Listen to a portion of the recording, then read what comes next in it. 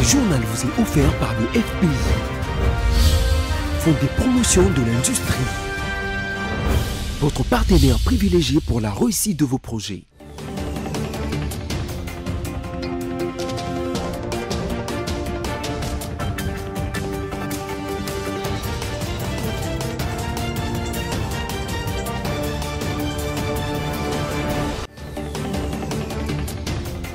Mesdames, Messieurs, bienvenue à ce nouveau numéro du journal sur BSC TV. En voici les titres.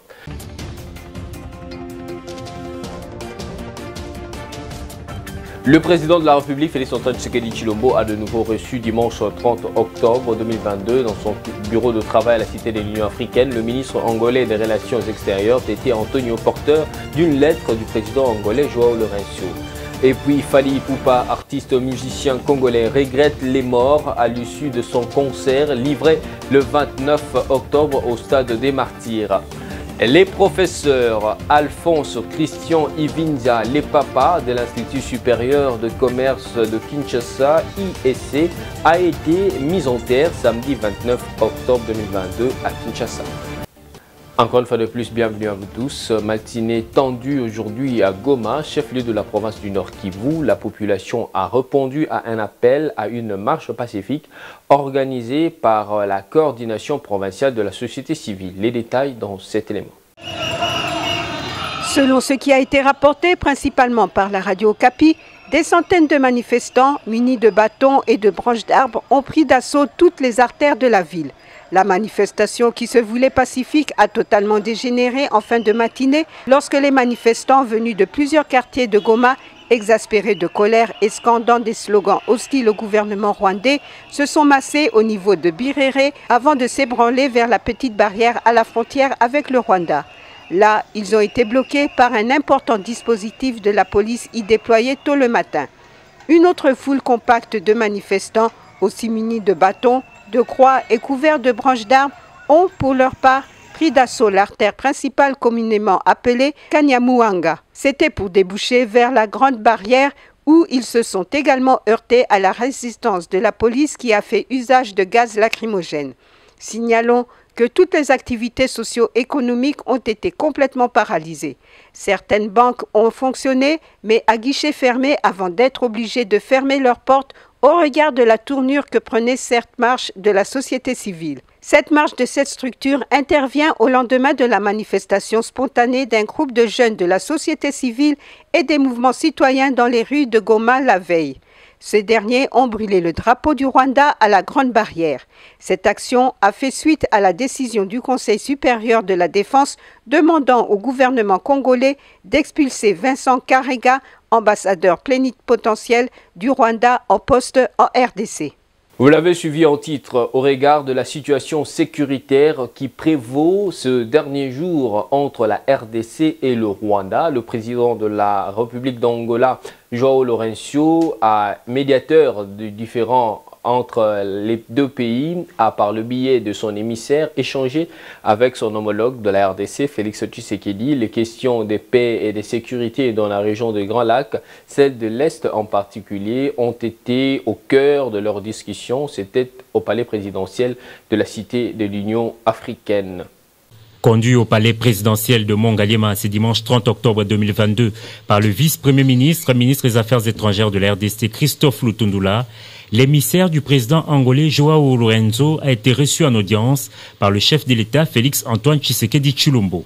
Les questions de paix et de sécurité dans la région des Grands Lacs, surtout dans l'est de la RDC, ont occupé une bonne place des entretiens entre le président Félix Tshisekedi et Tété Antonio, ministre angolais des Relations extérieures. Le président Lourenço avait reçu un mandat de faire la médiation entre la RDC et le Rwanda. Et dans ce cadre-là, il continue ses efforts dans les circonstances que nous connaissons aujourd'hui. Il a été clair à Dakar quand il a participé à la conférence de paix et la sécurité en Afrique, qu'il continuerait donc à œuvrer de façon à ce que la paix se retrouve dans notre sous-région. Vous comprenez aussi que l'Angola, c'est quand même un voisin immédiat de la République démocratique du Congo. Et dans la culture africaine, quand quelque chose se passe chez son voisin, on se sent soi-même aussi concerné. Et il faudra bien qu'on aille voir le voisin, s'en informer et voir comment ensemble nous pouvons dépasser toutes les difficultés qui se présentent. Et puis, les richesses de la RDC seraient la cause de l'agression armée dont elle est victime depuis 2 décennies. Dans son dernier film, L'Empire du silence, Thierry Michel, le réalisateur, en particulier sur les différentes situations sociales et politiques de la RDC, s'est exprimé sur le sujet il y a peu. C'était au cours d'une interview sur TV5 Monde, Bernadette Kamango. Parce que beaucoup de pays sont impliqués. J'allais dire, ce pays, le Congo, est comme la victime de sa propre histoire et de ses richesses. Ça, c'est clair. Si le Congo n'était pas un des pays qui recèle, que ce soit par son sol ou son sous-sol, ces richesses qui en font un coffre-fort de l'humanité en termes de matières premières et de minéraux rares, le coltan. Prenons le coltan que tout le monde a dans son téléphone mobile, son laptop ou son ordinateur. Le seul Kivu, région combien sensible à ces massacres, en recèle 70% des réserves mondiales. Ce pays d'une richesse incommensurable à tous les niveaux. Sa forêt est la plus grande du monde après l'Amazonie, qui se rétrécit. Son fleuve, qui a une puissance hydraulique qui dépasse l'entendement, le 2e du monde après l'Amazone. La terre congolaise, sur l'équateur, qui permet 2 récoltes par an. Donc s'il y avait des routes, des voies de chemin de fer, des voies navigables convenables, mais ça serait un exportateur, évidemment, en termes agricoles. Ce pays devrait être un dragon, un pays de référence, un des grands pays importants et de l'Afrique. Or, il n'est pas classé parmi les pays les plus pauvres. Et ce pays a fait l'objet de prédations, évidemment, multiples. Tous les vautours sont venus manger sur le corps de la bête, c'est évident. À commencer par les pays limitrophes qui sont venus faire la guerre. C'est bien expliqué dans le film, je pense. Des pays comme l'Ouganda, le Rwanda sont venus faire la guerre au Congo et piller les richesses du Congo, au point d'ailleurs de se faire la guerre entre eux. On voit qu'à Kisangani, il y a eu une guerre pour s'approprier les richesses diamantifères entre 2 puissances occupantes, et 6000 bombes sont tombées sur la tête des Congolais. Et pour la paix et le développement intégral de l'Ituri, le gouverneur militaire, le lieutenant-général Boyanka Chama Johnny, a lancé la conférence provinciale de la territoriale ce lundi 31 octobre 2022 à Bunia. Durant 3 jours, les participants venus de tous les territoires de la province vont échanger sur des questions pratiques et concrètes dans la gestion locale pour aboutir à des recommandations pour la bonne gouvernance. Reportage. Nous avons voulu cette conférence qu'elle soit une opportunité d'aborder de manière pratique toutes les questions liées à la gouvernance locale. C'est un grand jour pour la province de l'Ituri. Après plusieurs années, le gouverneur militaire lance la conférence provinciale de la territoriale, une 10e depuis les démembrements de la Grande Orientale. Venus de tous les coins de l'Ituri, des gestionnaires des entités territoriales décentralisées vont examiner le problème lié à la gouvernance locale sur le plan administratif, sécuritaire, budgétaire et développement socio-économique, en vue d'harmoniser leurs points de vue sur les matières relevant de leurs attributions. Un rendez-vous qui vaut son pesant d'or, témoigne de chef de chefferie. Cette conférence va nous aider. Si nous n'harmonisons pas, nous n'allons pas développer notre province. Mais grâce à cette conférence, nous allons parler de nos problèmes et trouver des solutions. Donc ça permet aussi de corriger aussi. Cette conférence va permettre de corriger d'autres choses, surtout dans nos entités. Par exemple, pour le cas de ma chefferie, qui est à la frontière avec le Soudan du Sud, il faut relever et exposer certaines situations pour que l'administration provinciale puisse prendre des dispositions. Occasion pour les gouverneurs militaires, le lieutenant-général Boyanka Chama Johnny, de rendre un vibrant hommage au président de la République, Félix-Antoine Tshisekedi Tshilombo, qui mène une lutte sans merci pour la restauration de la paix et le fonctionnement harmonieux des entités de base en province de l'Ituri. Comme vous le savez, Son Excellence, Monsieur le Président de la République, tient à une bonne administration territoriale et à un développement à la base. J'invite tous les chefs des entités territoriales décentralisées participants à donner le meilleur d'eux-mêmes pour la réussite de cette conférence qui est la leur.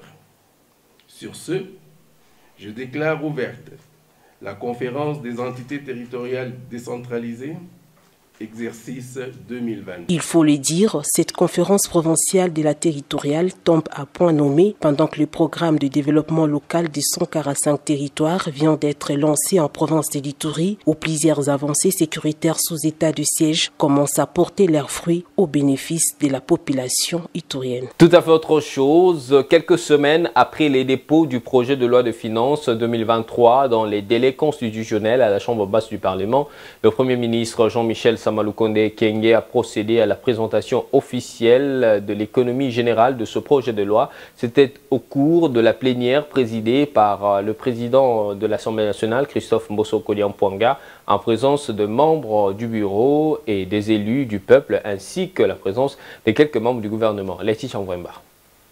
C'est au cours de la plénière présidée par le président de la Chambre basse du Parlement, Christophe Mbosso, en présence des élus du peuple et du membre du gouvernement, que le Premier ministre Jean-Michel Sama Lukonde a présenté l'économie générale du projet des budgets 2023, avec des ambitions clairement affichées pour répondre aux attentes des Congolais. Les chefs du gouvernement s'est dit satisfait du record historique réalisé au pays par son équipe de warriors dans l'application stricte des instructions claires du chef de l'État. À la suite de la présentation de ces projets des budgets 2023, s'en est suivi les débats généraux au cours duquel le Premier ministre Sama Lukonde a enregistré tant les félicitations et les encouragements que les préoccupations et les observations des élus nationaux pour son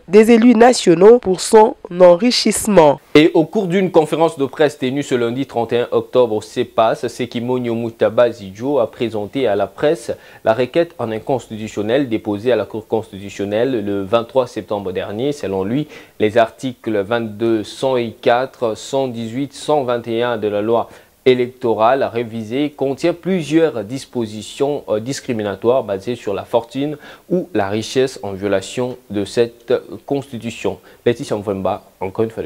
Face à la presse, les citoyens congolais Sekimonyo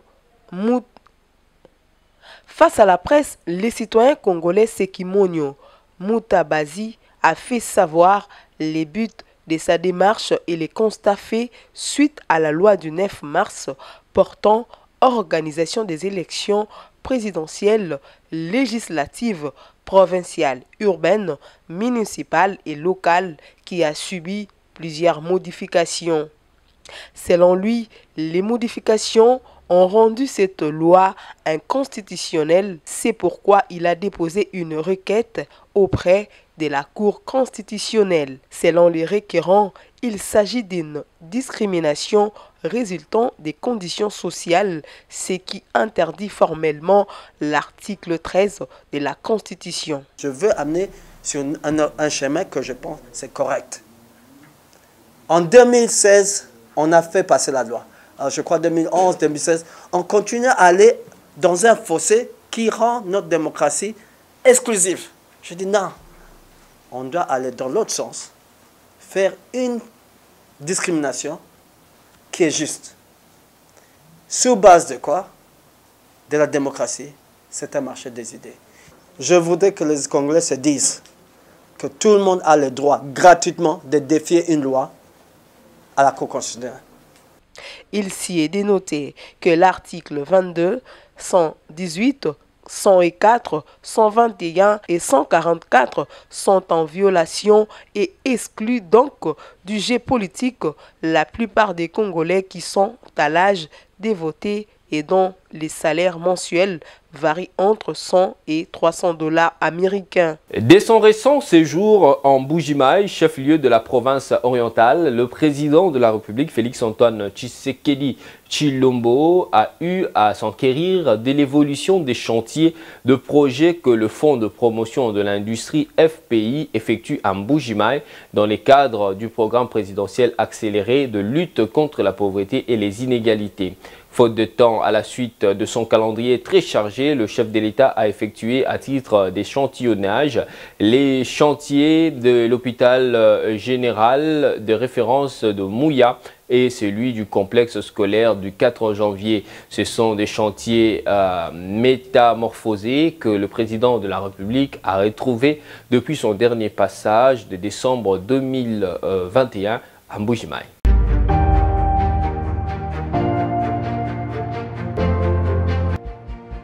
Ce temps, Félix Tshisekedi, président de la République et chef de l'État, rassuré qu'on a vu à Mbuji-Mayi lors de la visite d'inspection des projets pilotés par le Fonds de promotion de l'industrie FPI dans le cadre du programme présidentiel accéléré de lutte contre la pauvreté et la réduction des inégalités. À l'hôpital général de référence de la Mouya, Félix Tshisekedi a été informé que ce chantier, à ce jour, a atteint 99% des grosses œuvres et 77,9% de ses grandes œuvres, ce qui fait la moyenne de 86,46% d'exécution physique des travaux. Après la démolition totale du bâtiment principal, au total, 11 bâtiments dont 10 ont été construits et 1 a été rénové. Et une particularité est à relever, le bâtiment principal est construit en étage. Dans la vision de la modernité, l'hôpital général de référence de la Mouya comptera 9 services tels que le bloc gynéco-obstétrique, le bloc opératoire, la pédiatrie, la médecine interne, l'imagerie, les soins intensifs et le laboratoire. On y aménage aussi des locaux pour les services généraux. Un nouveau mur de clôture avec 2 accès a aussi été construit. L'hôpital général de la Mouya aura une capacité d'accueil de 200 lits. Un autre chantier visité par le président de la République, c'est le complexe scolaire du 4 janvier qui accueille déjà les élèves depuis la rentrée scolaire 2022-2023. Sur financement du FPI, ce chantier a atteint à ce jour 100% des grosses œuvres et 90,7% de ses grandes œuvres, ce qui fait une moyenne d'un taux d'exécution physique des travaux de 95,35%. Ici est aussi de relever que le projet de ces infrastructures modernes seront équipées de toutes les fournitures et installations adéquates et il est également prévu l'approvisionnement en eau par forage doté d'un mini-réseau de distribution pour desservir la population environnante, y compris la construction des bornes fontaines. Pour rappel, c'est au mois d'août 2021 que ces travaux avaient été lancés sous un financement intégral du Fonds de promotion de l'industrie. Vous l'avez suivi en titre de bousculade à la sortie et aux alentours du stade de Martyrs le samedi 29 octobre. Après le concert de la star Fally Ipupa aurait causé les décès de 11 personnes, parmi lesquelles 2 policiers.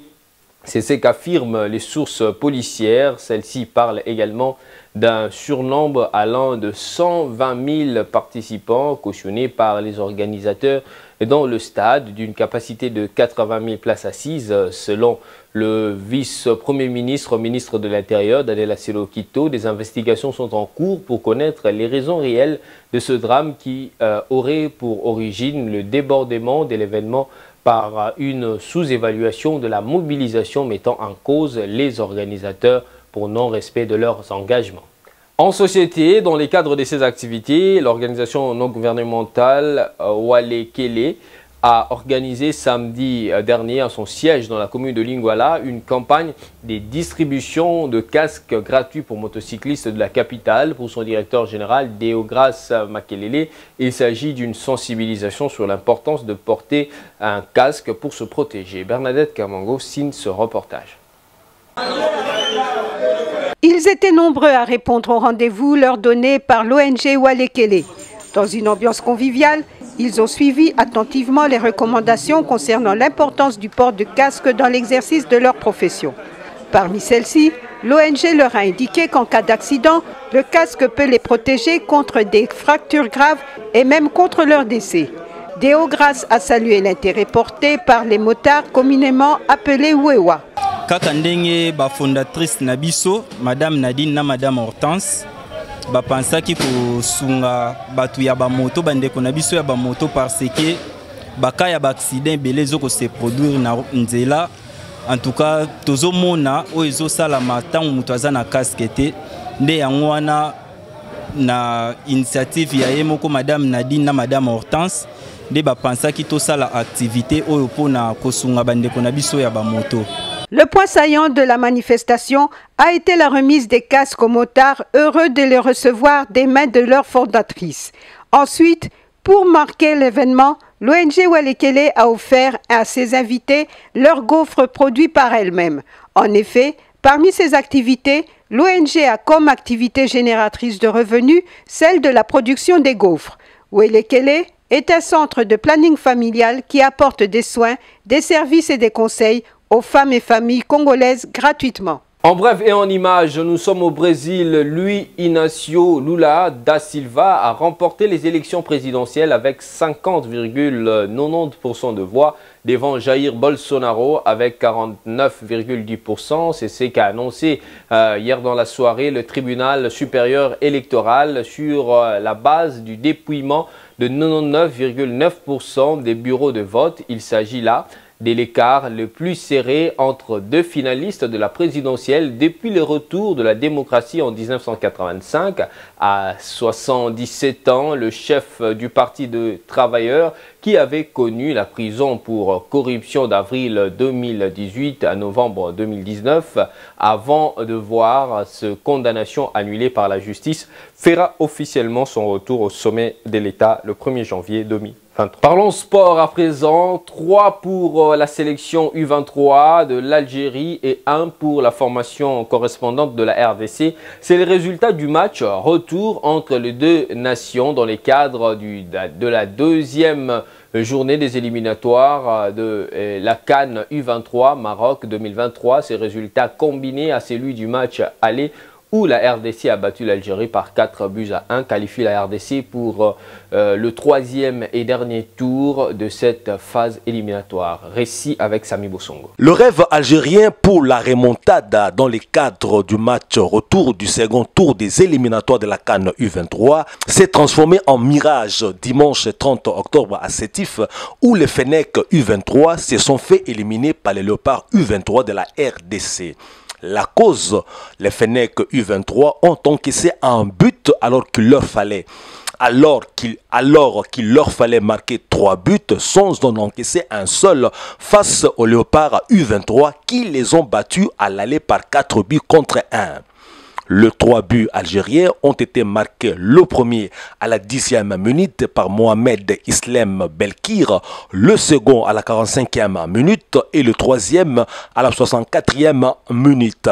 L'unique réalisation congolaise de cette partie porte la signature du patient Mwamba à la 58e minute. Éliminé, l'Algérie doit oublier le 3e et dernier tour qualificatif qui se jouera entre le 20 et le 28 mars. La RDC affrontera alors le Ghana. En outre, les Léopards sont vraiment à féliciter pour cette qualification, car après le report du match le samedi pour le dimanche, c'est seulement le dimanche 30 octobre dans la matinée par un vol spécial de 9 h qu'ils sont arrivés à Sétif pour jouer à 17 h temps universel. Leur premier voyage ayant été annulé le vendredi 28 octobre après qu'ils ont risqué un crash du fait de la panne du tableau de bord au moment du décollage à l'aéroport international d'Ndjili à Kinshasa.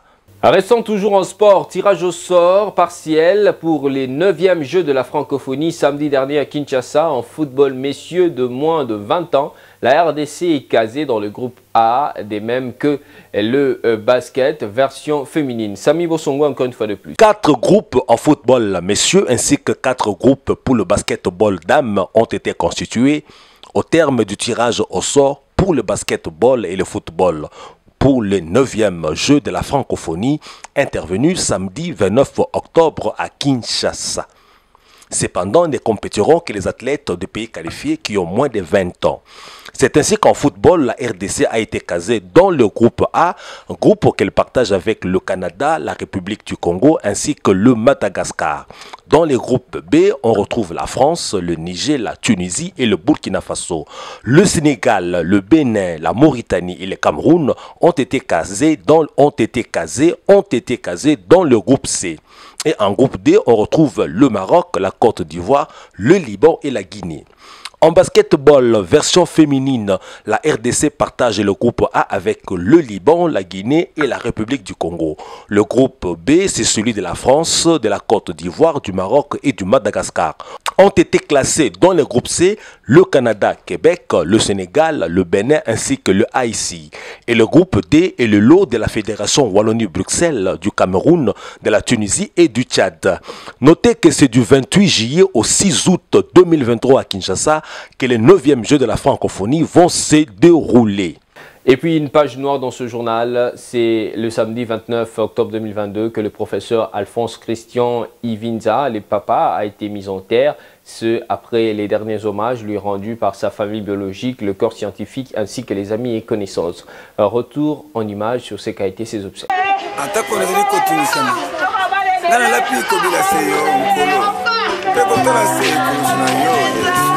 La tristesse était à son comble samedi 29 octobre 2022 lors de funérailles du professeur Alphonse Ivinza Lepapa au sanctuaire marial Marie non loin de l'école Nakiinga.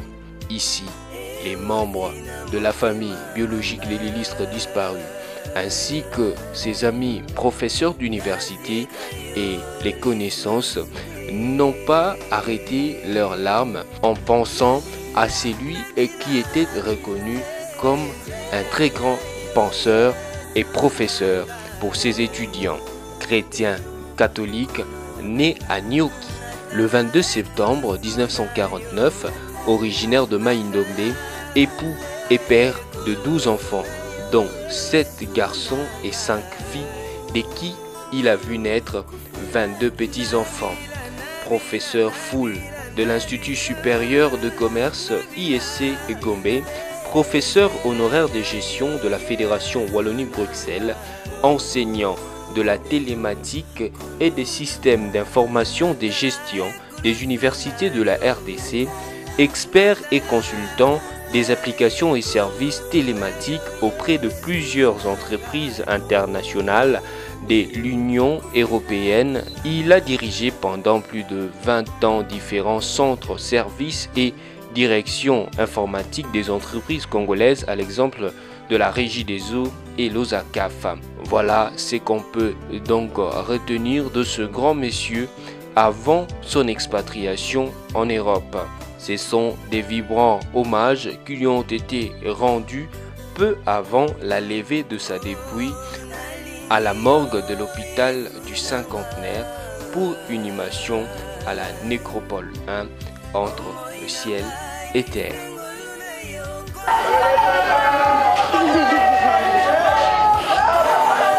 Place à présent au rappel de principaux titres.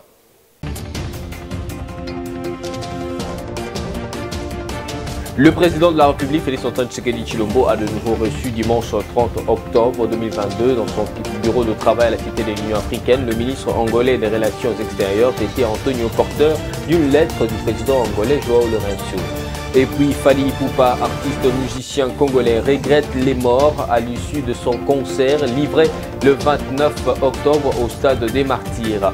Les professeurs Alphonse Christian Ivinza Lepapa de l'Institut supérieur de commerce de Kinshasa, ISC, a été mis en terre samedi 29 octobre 2022 à Kinshasa.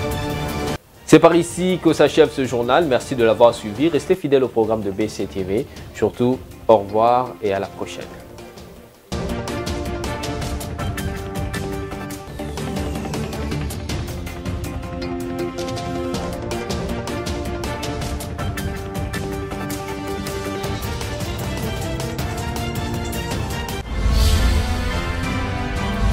Ce journal vous a été offert par le FPI, Fonds des promotions de l'industrie, votre partenaire privilégié pour la réussite de vos projets.